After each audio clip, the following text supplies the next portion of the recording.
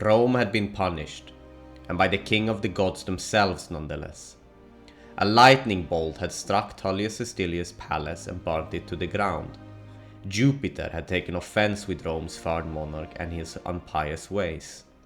The question was now being asked if the gods were angry with all of Rome, and if so, how could the people get their blessings back?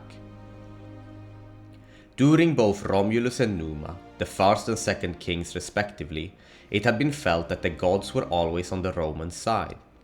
Tullus Hostilius had started off his reign, promisingly enough, with his conquests, but with his lack of religious reverence, all of Rome had suffered the consequences. Plagues and unnatural weather conditions had occurred in the city, and the people were scared that these evil omens would continue. At this time, Rome was still somewhat young. If the gods had abandoned the population, the city itself could stand the risk of getting abandoned. Rome needed a new king, a king that could save the people and city, a king that could get Jupiter's blessings back. As with the previous two interregnums, a vote would be held to select the next king of Rome. Most likely because of the fear of the gods' abandonment, the people decided to choose Ancus Marcius as their next monarch. Ancus was the grandson of Numa Pompilius, the holy king who had made Rome a religious center in Italy and had always had a good standing with all things supernatural and godly. Ancus was through his grandfather a Sabine. This meant that Rome, now with Ancus, would have had two Sabine kings and two Roman kings. But at this stage, the distinction between these two people was much smaller than what it would have been during the time of the election of Numa Pompilius, when it was a big debate. With Ancus Marcius, the people probably had hopes that through his connection with Numa, a new spiritual golden age could be established, and Rome could flourish once again. The Senate ratified the people's choice after they had also received good omens from the skies about their pick. Ancus Marcius was now the fourth king of Rome. Ancus Marcius was of the same opinion as the Roman people. They had to re-establish their connection to the gods to once again become the great city they were meant to be. His first act was therefore to order the pontifex to copy Numa Pompilius' commentaries on religious matters and ceremonies. The king next took these copies and displayed them in public so there would be complete transparency between Ancus and his subjects. As the city started to once again focus on religious matters, the hope that Rome would again become a peaceful and prosperous city looked like it would become a reality. To the Romans' horror, it would soon be understood that this would not be the case.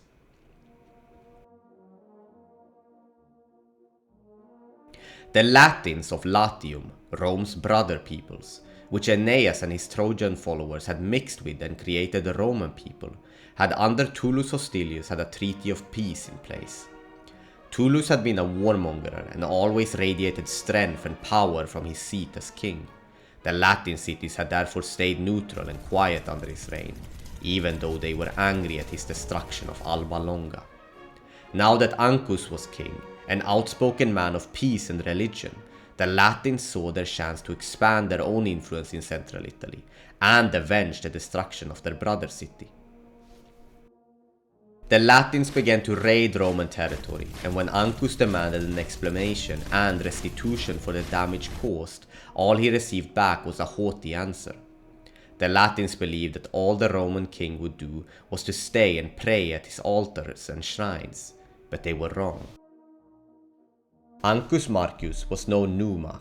He was his own man, not afraid to go to war when duty called for it. In this sense, Ancus was like a mix between Romulus and Numa, a peace-loving, God-fearing king that would not shy away from violence and conquest when needed. This was just what Rome needed in its dark hour. Not wanting to forfeit his spiritual and religious ways during war, Ancus came up with a new idea to keep the gods on his people's side when they had to go out and fight. Numa had established religious observances during peacetime. Clearly, this was not enough to keep the gods happy. Ancus would do the same during wartime as well. Ancus would turn war and its declaration into a religious ritual, so as they could keep the gods' blessing during campaign. This religious ritual would be conducted by a fetial priest when satisfaction was sought or demanded from another state and its people. It would work as following. The fetial priest would make his way to the frontier of the people that had wronged Rome in some sense or way. He would then cover his head with a woolen cap and speak the words, "Hear me, Jupiter. Hear me, land of Rome and Latium," as in this case. "Hear me, O righteousness. I am the accredited spokesman of the Roman people. I come as their envoy in the name of justice and religion, and ask credence for my words." Next, the demands would be spoken. Jupiter would be called upon again, and the envoy would continue with, "If my destiny for the restitution of those men, or those gods, be contrary to religion and justice, then never let me be a citizen of my country." The envoy would then cross the frontier of the enemy and repeat the same procedure to the first person he came across. Then again when they crossed the enemy city's gate, and one last time in the city's public square. The Romans argued that by doing so they would have proclaimed to both the gods and their enemy that unless they were restored what they were owed, they now had the right to declare war. The envoys would stay in the enemy city for 33 days, and if their terms were rejected or if they did not get an answer after that time, they would once again exclaim in the public square this, "Hear Jupiter, hear Janus, Quirinus, hear all ye gods in heaven, on earth and under the earth. I call you to witness that the people of Latium," as in this case, "are unjust and refuse reparations. But concerning these things we will consult the elders of our country, how we may obtain our due." The envoys would then return to their king and tell him of their enemy's rejection. The king would go on and consult with the Senate for what course now should be taken. There would be a vote in the Senate, and if it passed, war would be declared. The declaration itself would be carried out by the same fetial priest. He would carry a spear back to the frontier of the enemy. 3 military-aged men would follow him and watch the ritual. The fetial would stand at the border. Next he would loudly declare that the Roman Senate and people hereby declare war, and next throw the spear into the enemy's land. When the spear landed, war began. In later years, when Rome's territory became too large and their enemies too many, this ritual would be conducted in the city of Rome itself, on a plot of land that symbolically would be hostile. A senator instead of a priest would then throw the spear, and when it landed, war began. Rituals such as this one were extremely important for the Romans. They built their society, its laws, and the government functions on them, and without them, they believed the gods would abandon them. With the new state of war Rome found itself in, Ancus decided to leave religious matters to the different priestial colleges while he would raise and lead his men on campaign.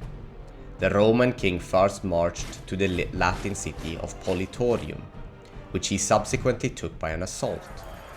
The Latins had probably not expected this fast capture of one of their cities. After all, they had started this conflict with the idea that the now once again religious-occupied Romans would be an easy target. Ancus decided to move the population of Politorium to Rome. This is what Tullus had done with the Albans and Romulus with the Sabines, so it was nothing out of the ordinary. Moving populations forced them to integrate into the Roman way of life. It was also easier to control the enemy populations close to home instead of in their own cities. Tullus had tried the opposite, and he had gotten betrayed by the traitorous Albans. If Rome could grow fast, it could establish itself as a new power in central Italy, one that could exercise its influence on the surrounding tribes.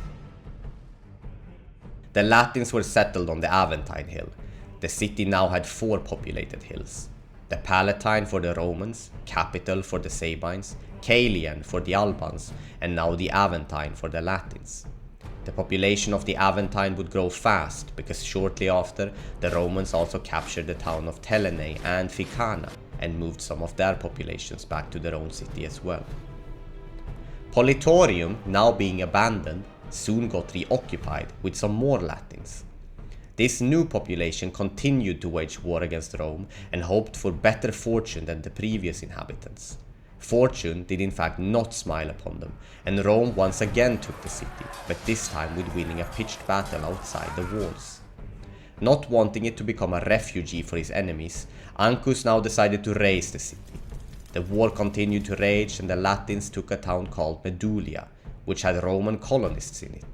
Ancus would move to liberate the city, but only after 3 whole years of bogged down warfare in other areas. When he finally reached Medulia, it had become a well-fortified stronghold of Latin resistance. The Latins made several sallies from their fortifications, but these engagements with the Roman adversaries ended indecisively.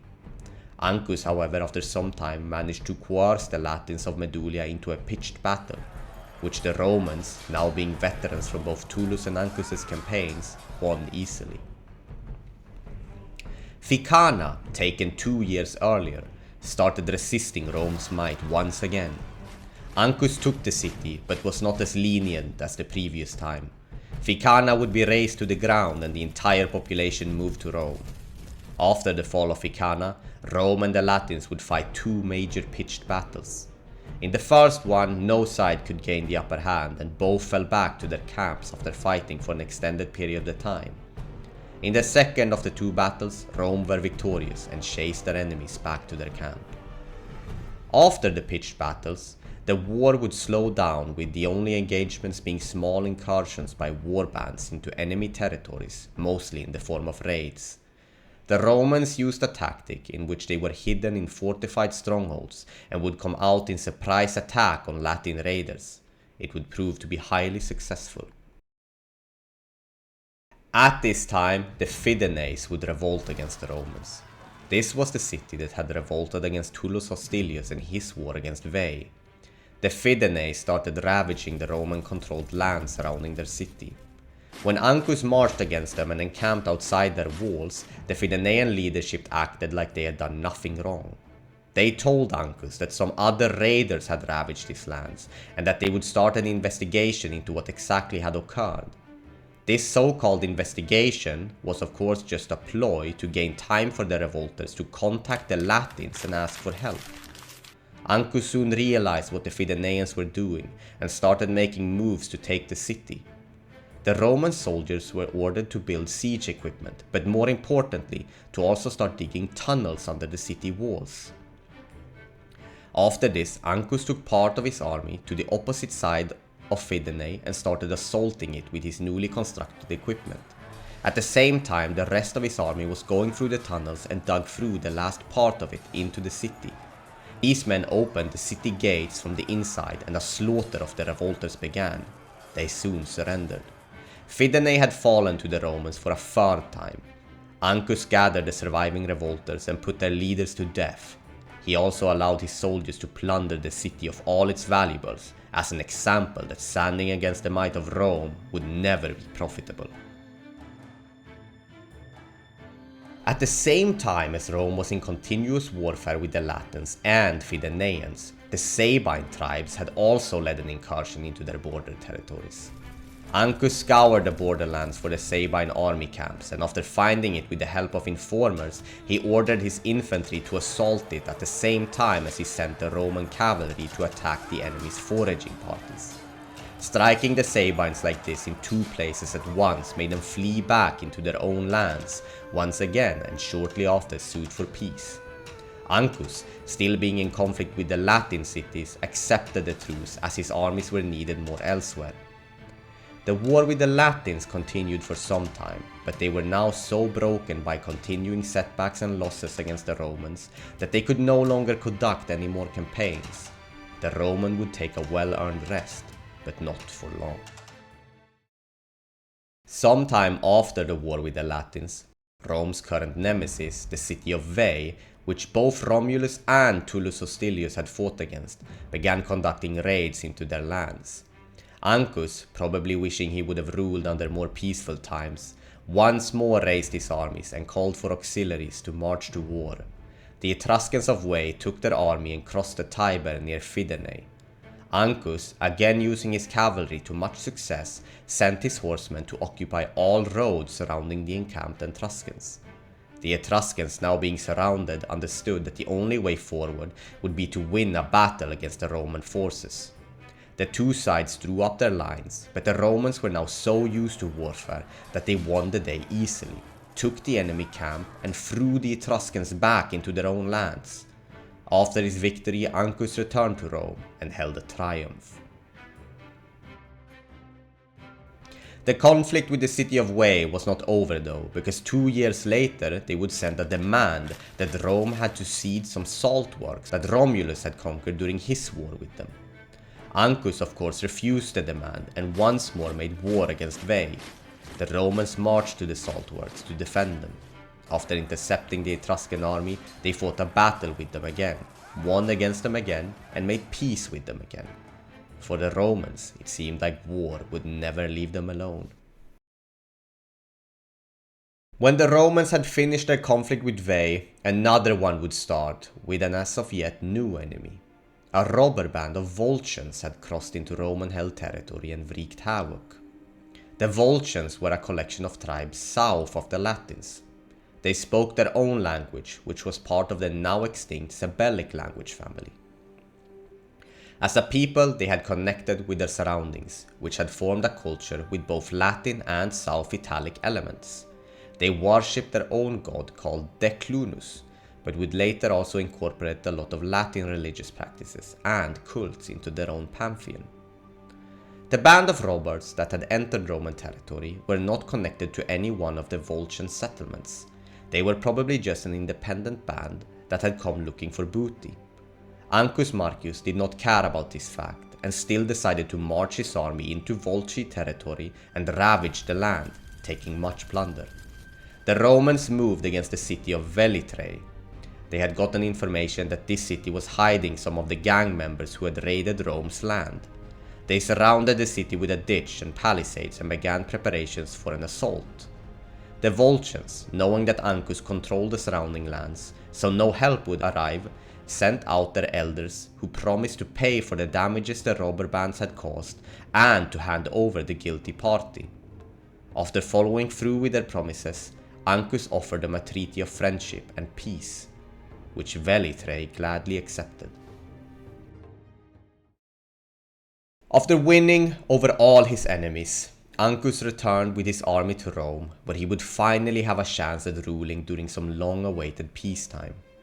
The Romans had taken much plunder during the recent campaigns. The city's riches and power was rapidly growing. Ancus would use some of these riches to expand the temple of Jupiter Feretrius, as to appease the king of the gods himself. The new king did not want to end up as Tullus Hostilius, so he was always careful to respect and indulge in religious reverence. The Latins who had been moved to the city were all given citizenship, as to show solidarity between conqueror and conquered. More so, the population specifically from Medulla was settled in a quarter between the Palatine and Aventine Hill, at an altar of Murcia, to further cement cooperation between the two peoples. Ancus also decided to bring the Janiculum Hill into the city compass. He did not want it to become a stronghold if Rome ever were to put under siege. The Janiculum Hill was also the closest of the hills to the borderlands with the Etruscans. The Etruscans were at this point, along with Rome, an emerging power, and because of this, the Romans always saw them as a threat. The hill was fortified and a pile bridge was built across the Tiber to the Janiculum, the first one of its kind, according to Livy. This bridge would strengthen the communications between the two hills and therefore make it easier to defend. It became the responsibility of the city's pontifices to repair the bridge if it was needed. To strengthen the city's defenses further, Ancus also ordered the construction of Quirites Trench. This trench was dug on the more accessible side of Rome and would help keep attackers at bay. One of the negative consequences of the rapid increase in population was an increase of crime and lawlessness. The king did not want these problems to spiral out of control, so fought fast and ordered a prison to be built. The prison was built in the middle of the city, just above the Forum. The location was probably chosen as a constant reminder to the criminals of what was awaiting them when they would sooner or later get caught. West of Rome lay the Maesian forest. This piece of land was where the salt works that Rome and Veii just had a conflict about were located. This stretch of land also extended to the sea, where Ancus constructed a new port city, Ostia. Ostia would later become a trading and logistical hub for the Romans, something that would greatly help them in the future. The construction of Ostia was the first time the Romans had built a new city, except for Rome itself. This act was a big achievement and a precursor to the Roman colonies that would later dot the landscape around the Mediterranean. One day, a man named Lucumo moved into Rome. Lucumo was from an Etruscan city called Tarquini. He was a man of ambition and saw his hometown as a stopgap for his plans to get a position of eminence. Lucumo's father was a man named Demaratus and was himself from the Greek city of Corinth. Lucumo had therefore grown up as an alien in his Etruscan hometown. Demaratus had been forced into exile from Greece because of political troubles. After he moved to Tarquini, he married and had 2 sons, Lucumo and Aruns. Aruns would die, but not before making his own wife pregnant. Soon after, the brother's father, Demaratus, would also pass away, but he did not know that a grandson through Aruns would soon be bequeathed to him, so he passed all his inheritance to his only surviving son, Lucumo. The grandson of Demaratus would be named Egerius, the needy one. Lucumo would marry a young aristocratic woman named Tanaquil. Tanaquil was not the kind of woman to be content with a humbler lifestyle than what her aristocratic background had afforded her, so she pressed her husband to make a name for himself. Lucumo, with his father's inheritance and his newly aristocratic life, became wealthy and prideful. His self-confidence would reach heights never seen before. The Etruscans of Tarquini despised Lucumo though, partly because of his background as a refugee. They would not let him climb the ranks of power in the city. Tanaquil could take her new situation no longer and coerced Lucumo to move to Rome with her. Rome was after all a young and rising community, a place where any man could reach heights unbeknownst previously to them. The pair took a carriage to Rome, and as they reached the Janiculum hill, an eagle swooped down and snapped Lucumo's cap. The eagle rose high up into the air, but after a minute it came back, Lucumo's cap in beak, and placed it back on the man's head. This was as clear of an omen as ever given. Tanaquil was jubilant at seeing this. She explained to her husband that this was a sign from the gods. The eagle had come down to the highest part of Lucumo, his head. Then it had taken his crown and brought it into the sky, the abode of the gods, to bless it and approve it before returning to him. Dreaming together of their future greatness, they drove into Rome. Lucumo, after buying a house for himself and his wife, would change his name to Lucius Tarquinius Priscus. Lucius Tarquinius Priscus was quick to garner attention in Rome. He would use his wealth and charisma to advance himself. He would make many friends, a lot of them powerful, and this led to his reputation reaching all the way to the king's palace. After some time, Lucius was introduced to the king Ancus himself. Lucius courted the king, and not before long he was admitted to the king's closest advisors. He would consult the king on the most important matters of state in both war and peacetime. Soon he became so indispensable to Ancus that he was even named in the king's will as the guardian of the royal children. Ancus would go on and reign Rome until he would grow old. His fame both as a soldier and administrator would bring him incredible popularity among the population. Even as Lucius Priscus was scheming and climbing the ranks of power, he could never bring himself to coup the king and take his position for himself, as long as Ancus was alive. Ancus Marcius was simply too powerful and popular as a king to remove him from power. The king also sired 2 sons of his own, which cemented the succession in many people's minds. Lucius Tarquinius Priscus would, as we would see later, find a way to circumnavigate these problems to his plans of power, but it would have to wait until the king's passing. The people loved him too much as it stood currently. Having expanded Rome's influence against all odds against the Latin cities, regaining the gods' favor with religious reverence, constructing the new city of Ostia, and increasing the circumference and population of Rome itself, Ancus would die from old age after having ruled as Rome's monarch between 642 to 617 BC for 24 years. Ancus Marcius would be remembered as a religious king that was forced to go to war when Rome called for it, and he would do it without hesitation, saving the city and bringing back its lost glory and prosperity.